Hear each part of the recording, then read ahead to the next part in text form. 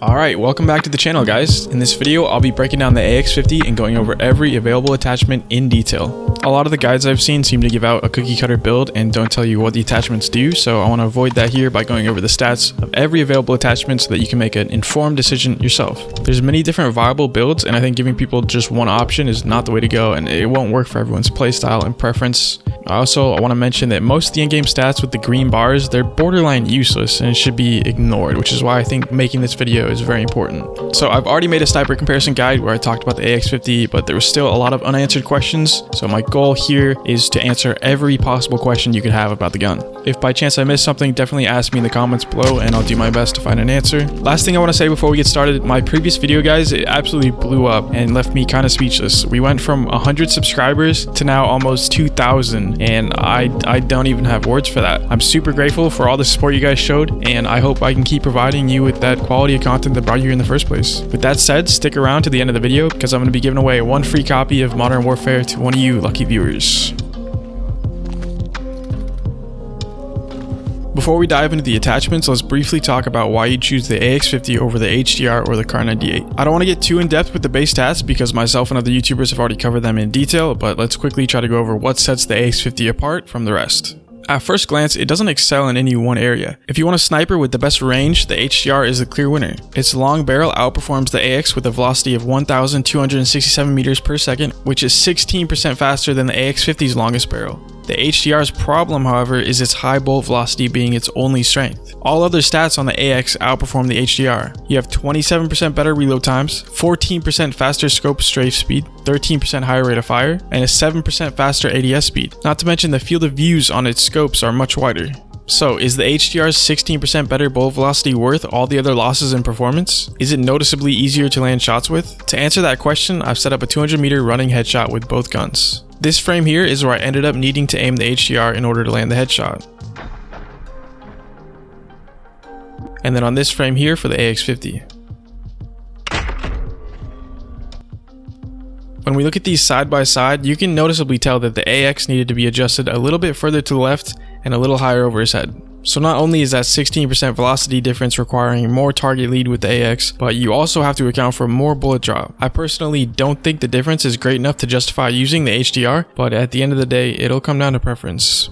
Moving on, if you want speed and mobility, the Kar98k pulls ahead in many areas with a 33% faster ADS speed, 32% faster scope strafe speed, 14% faster rate of fire, and a 4% increased speed when sprinting. The main problem with the Kar98k, however, is it falls flat on stomach and limb damage after the 55 meter damage drop off. Past this distance, it's only doing 50 damage to stomach and limbs, requiring 5 shots to down someone with full armor. The AX50 on the other hand does a minimum of 89 damage, so no matter where you hit, it'll kill in 3 shots or less. In short, the car is basically just tickling players if you're not hitting them in the head or upper chest at range. Listing a few more downsides, the car's variable scope can only zoom to 8 times while the AX can reach up to 12.1 times. And lastly, the car has 5% less velocity with its longest barrel, which honestly isn't terrible, but it is worth noting.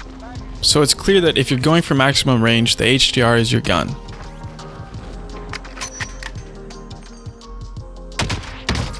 And if you're going for that high mobility quickscoper setup, the Kar98k is the perfect fit. So where does that leave the AX50? Its only redeeming quality can't be that it just looks cool, right? Well, what makes the AX50 shine is balance. It doesn't have the fastest bullet or the best mobility, but the gun doesn't have any major weaknesses either. It's the jack of all trades. The stats are balanced across the board, making for a weapon that's effective in almost any situation where the other snipers would have fallen flat. So I basically just summarized what took me 20 minutes to cover in my last video, but this time with some more accurate and hopefully easier to digest data. Alright, now I feel like I've already wasted too much time, so let's finally move on and talk about attachments. We'll start off with the muzzle options.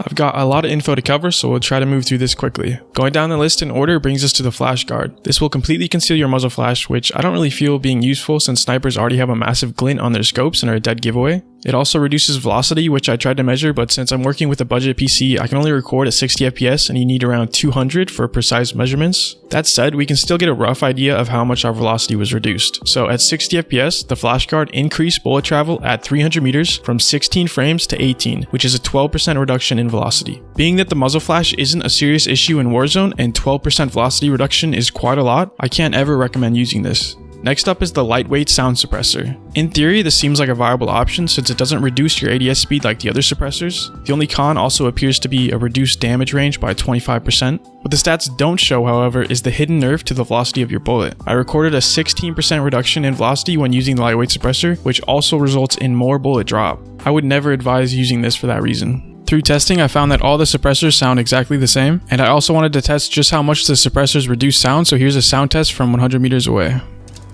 90 degrees to the right.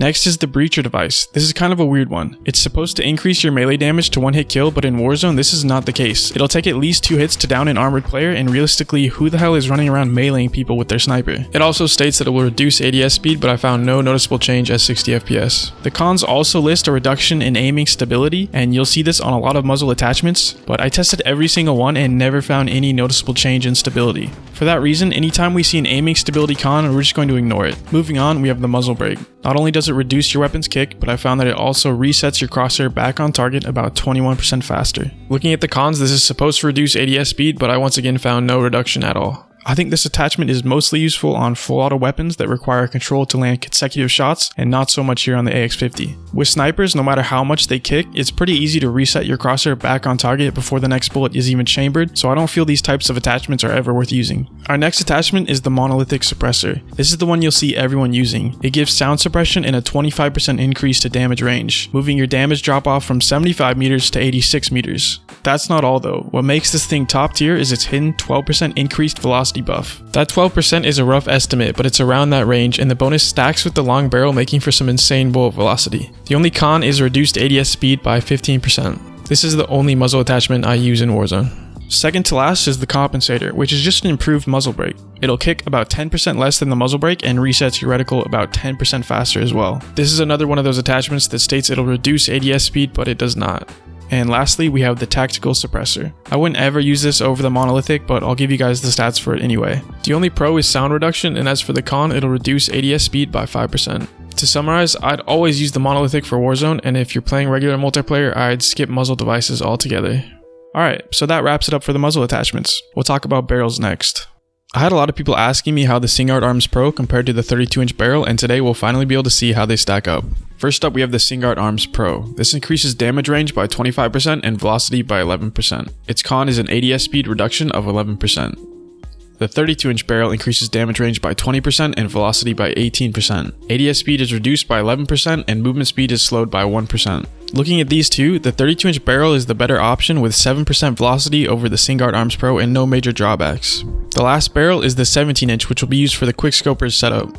You'll see it used in the base multiplayer version, but not so much in Warzone because of the major velocity reduction. It improves ADS speed by 13%, movement speed by 1.5%, but decreases bullet velocity by 21%. Moving on to the laser, this is another must-have attachment. It'll reduce ADS speed by 16%, which is the highest ADS reduction of any attachment. It also comes with a noticeable improvement to aiming stability even when walking. I can't get accurate numbers for stability changes since it's mostly a visual thing, but if I had to guess, I'd say it reduces crosshair sway by about 30%. A lot of people are worried about giving away their position when using the laser, so we went ahead and tested just how visible it is to an enemy player. My buddy shined it directly in my face from about 80 meters away and at the car door next to me. It's very hard to see and was fairly buggy. It kind of rapidly moved and jumped around without him doing anything. Even when he was holding his breath, it would bounce around all over the car. We did do these tests in the sunlight, so maybe it's easier to spot indoors, but most of your sniping will take place outdoors, so that's not really an issue. So basically, we found the laser to be tiny and barely visible, and in my opinion, the bonuses far outweigh any risk of being detected. If you didn't know, this laser also only comes on when scoping, so you don't have to worry about it giving you away when running around. Alright, let's check out the optics next. I'll show these in order of the fastest ADS time to the slowest. All of these scopes first that improve ADS speed actually remove the glint from your scope, which can be a huge stealth advantage. In first place, we have the VLK and the Cronin Tide. These will both reduce your ADS speed by 8%, the main difference being the Cronin will actually zoom further at 3.5 times magnification and the VLK only at 3 times. Next we have the Scout with a 5% reduction in base ADS time. The last scope with no glint is the Merc Thermal, which gives no reduction in ADS speed, but the thermal capabilities paired with the lack of glint makes it pretty strong. I've tried running it myself and I actually found it really hard to hit shots with since the FOV and zoom on it is so limited, but I haven't tried it much, so maybe it's just a matter of getting used to. I know a lot of people like the Merc Thermal. Onto the scopes with glint. Like everything else in this silly game, the stats listing scope magnification are completely inaccurate. Thanks to Reddit user the Null Crown, however, we now know what these scopes are magnifying to. The base scope is going to be your fastest and is by far my most used scope. It's a great balance of ADS speed and zoom. It has a magnification of 7.2 times, which, fun fact, the HDR's base scope only zooms to 5 times, so there's another stat making the AX50 the better option. The variable zoom is next with a 3% increase to ADS time. It's got a starting magnification of 4.2 times and will zoom to 11.2 times. I really like that this has a close and long range option. Lastly, we have the two thermals, the regular and the variable zoom. These have the exact same con of 11% increased ADS time. The difference is the non-variable only zooms to 5.6 times and the variable zooms between 4.2 times and 11.2 times. I'd say the variable is always the better option of the two. A lot of people love running thermals on their sniper, and I get it. It's almost like wall hacks, letting you see through smokes and easily spotting people behind cover. The thing is, in a competitive environment, every extra frame on your ADS time matters, and this scope nerfs your ADS speed by 11%, which is huge. You're going to get out-aimed by other snipers with stock scopes or even ARs that light you up and cause aim punch before you can get your reticle on them. Realistically, if someone isn't an immediate threat, you're likely going to know where they are and you won't need that thermal to help with spotting. So in those situations, the thermal scope's just going to slow you down, where the stock scope would have worked just as well and would have got you on target much faster. I'm not saying the thermal doesn't have its place. There are those times where it can save your life, but you have to recognize the disadvantage it also puts you in so that you can play to its strengths and its weaknesses. Comparing them all together, I don't think there's a clear winner. A lot of these are great for different reasons. The three that I wouldn't recommend using, however, are the VLK because the Cronin has the same ADS time but with better zoom and field of view, the Scout because it's just a lower tier Cronin, and the non-variable thermal because the thermal variable offers more with the same ADS speed. Other than those three, I'd definitely try out all the different scopes and see how you like them. Looking at the stocks, we have the Singard Arms and Marksmar. This very noticeably improved aiming stability as well as aiming stability while walking. I'd guess it was roughly a 50% reduction in both sway distance and sway speed, making it the best stability attachment available for snipers. The downside is it reduces aiming walking speed by 9%. As for the next one, this is the Singard Arms Evader. It increases walking speed by 12%, allowing you to dodge shots and strafe out of cover quicker while aiming. The downside is this will increase the speed at which your crosshair sways by about 40%. Last of the stocks is the Singard Arms Assassin. This is probably my favorite, giving an 11% increase to ADS speed, helping your scope feel much quicker. The downside of such a great boost to your ADS speed is about a 50% reduction in aiming stability. Your reticle will sway noticeably faster and strays off target a bit further. Summarizing the three stocks, the Marksmar is for stability, Evader for ADS strafe speed, and the Assassin for ADS speed. All three are really good and I would never skip out on a stock, but if I had to rank them, I'd put the Assassin in first, the Evader in second, and the Marksmar in third. Next up is the Bipod. This one is self-explanatory. It reduces recoil and has no listed cons. In my opinion, this is never worth using since recoil isn't a major factor with snipers and the Bipod will end up taking the place of a more useful attachment. You also become a much easier target when prone. Nearing the end of the attachments, we have the two magazines, the 7 and 9 round upgrades. They both list that they affect ADS speed, but this isn't true. The only con is a small nerf to run speed, 1% for the 7 rounder and 3% for the 9 rounder. If you want to sacrifice an attachment such as the grip in place of a magazine, then the 9 rounder mag is probably for you. I personally won't ever use these because I value the other attachments more, but having an extra 4 bullets before reloading is certainly something to consider. And finally, we've made it to the last available attachment slot, the grip. It's been a few minutes of video for you guys, but for me, getting here has been many long days of gathering stats and scouring the internet for info, so I'm happy to almost have this done. First up is the rubber grip tape, which I find to be useless. It's another recoil attachment, and we know those aren't great on snipers. This will further hurt your aiming stability, a much more important stat.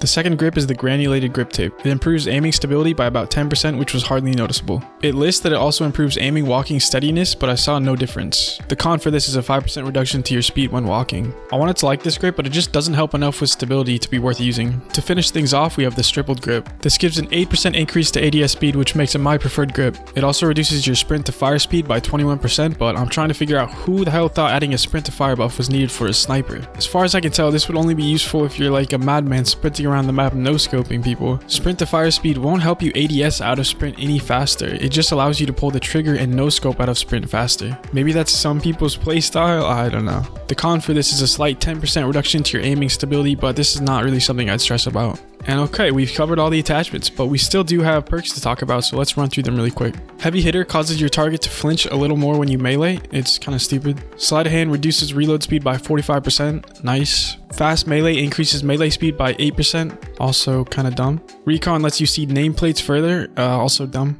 Presence of Mind improves your hold breath time by a ridiculous 55 seconds. Your base hold down breath time is 4.5 seconds, and this extends it to a full minute. How is this perk at all balanced with the others I just listed? It's not. Next up, another top tier perk, Focus. Removes flinch when shot at by 60%, allowing you to accurately fire back under pressure. Mo Money gives something like 25% bonus XP for headshots. Stupid. Frangible Wounding will double the time it takes your enemy to begin healing. The base heal delay after being shot is 5.9 seconds, and this bumps it up to 10.5 seconds. Not a bad perk. It could be nice for situations where you tag an enemy and then have to quickly hunt them down to finish the kill. The next perk, FMJ, it has to be good, right? No. Stop getting your hopes up, guys. We loaded up my buddy with FMJ and stopping power and let him shoot me in the face, point blank, through a car window. Can you guess what happened? Really? How much was I have that? nearly half health. Really nice job, devs. Absolutely no increased bullet penetration was seen that day. Fully loaded. This starts you with maximum sniper ammo when you pick up your loadout. This is actually incredibly useful for those times you come out the gulag with no ammo and then you see a loadout drop on the map. I'd actually recommend that you have a class set up on the side specifically for this situation, because in any other situation then you're better off with a different perk or attachment, but just out of the gulag, really, that perk really comes in handy. Frangible Wounding cancels an enemy player's sprint for only 1 second and only if you hit them in the legs. Alright, that covers the perks. Most are painfully bad, but there's a few great ones that you can't ignore. If I had to rank my top 5, I'd say Focus and Presence of Mind are pretty much tied. They're both really good. Sleight of Hand would be 3rd, Frangible Wounding 4th, and then Fully Loaded would be 5th. But really, you should always have Fully Loaded equipped on some class, so that either out of the gulag or say a teammate needs ammo, you could drop them your ammo and then pick up a loadout and you'll be fully decked with ammo. So that would be also helpful as well. Okay, so I just gave you guys a lot of info, so if you actually need tips on now taking all that and creating a build with it, here you go. To start off, these 3, you just always leave them on in Warzone. The Mono, the 32-inch, and the TAC Laser. These are some of the best attachments in the game. You shouldn't be playing without them. If you want to play the base multiplayer version, you're quick scoping, take off the muzzle, put the short barrel on, and then everything else will pretty much be the same. I don't know why this is equipped. So the rest is kind of preference, but you need to balance them. You can't just throw on random stuff. There's kind of like a balancing act you have to work with. I'll show you guys my go-to build first. I usually skip the optic because the base one's really good, and then if you skip this, you can put on a stock and a rear grip, which is really nice. I really like ADS speed. The faster the better. I don't like the game like delaying me to shoot, you know. And then the stippled grip. It's another good ADS attachment. For the grips, if you're going to use one, I would only ever use this. I wouldn't use the other two. They're not very beneficial. So there you go. This is my build. It's pretty snappy. I love it. It's got a really good balance of good zoom while maintaining that ADS speed. And then a lot of you guys like thermals, so if you want to go the thermal route, just take the grip off. Leave the stock because the stock is really nice for ADS speed, like I've been saying. And with a thermal, you need that ADS speed. So here you go. Here's a pretty good thermal build. I wouldn't use perks with the thermal because you need the stock. You need everything here basically. This is the only thermal build I would recommend. If you want to play with perks, then you can either go with the base scope and then grab yourself a perk and just leave out the grip. So you could go with Presence of Mind. I've been saying is really good. I haven't used it yet, but a full minute of holding your breath is pretty nuts. If you want to use one of the closer range scopes, you could do that. Ronin's not bad, but then you have to take something off. So it's either the perk or the stock. Because these are faster scopes, you could probably get away with taking off the stock because this already does reduce your aim down sight speed quite a bit. So you don't necessarily need a stock, and then you could have that and then a good perk. Or you could swap these. It's really up to you. If you want the extra ammo, then you can take off perk and the optic. You could put on your 9-rounder, and then I would go with ADS speed. And there you go. If you're not into ADS speed as much as me, you could swap out the stock for either the evader or the marksman. The evader is super cool because it lets you kind of dodge shots and strafe around while you're ADSing, kind of peek aggressively.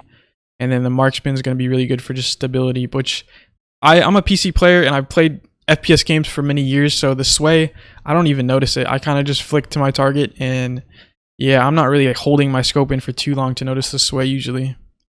But if you're maybe newer, this could be good for you. I don't know. Play around with it.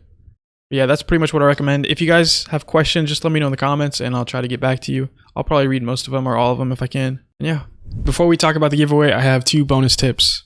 First, holding your breath while ADSing does not slow your movement speed, allowing you to jiggle peek and strafe with great stability. Pair this with a walking speed attachment and then the Presence of Mind perk to have very aggressive peaks. Another one, if you see an enemy bullet impact near you, the impacts are not accurate to where they're actually aiming. For example, my buddy shot this tree next to me, and on my screen, bullets were hitting the ground in front, not even close to the tree. So keep this in mind next time you think your enemy is a bad shot. That might not be the case. Anyways, thank you guys so much for sticking around for the entirety of this video. I hope you guys enjoyed it and found it informative. I'd like to give a big thanks to Exclusive Ace, Drifter, and Mutant Media. Many of the stats shown here were gathered by them and then compiled together to make this giant in-depth review on the AX50. To celebrate all the new subscribers and the support you guys have shown me, I'm going to be giving away a copy of Modern Warfare for any platform. If you already own the game, then you're welcome to just gift it to a friend or family member. So in order to enter, all you have to do is like the video, subscribe, and then just leave a comment down below. You can say whatever you'd like, maybe tell us what your favorite weapon in Warzone is, and then in 7 days after this video is uploaded, I'll pick a random winner and I'll reply to their comment. I'll also announce the winner on my Twitter, Vacant City, so go give me a follow over there if you want to stay up to date. And that's going to be all, guys. I'm kind of hoping I don't end up on the other side of your scope now that I've given you all these tips. But until next time, my name is Vacant and I'm signing out.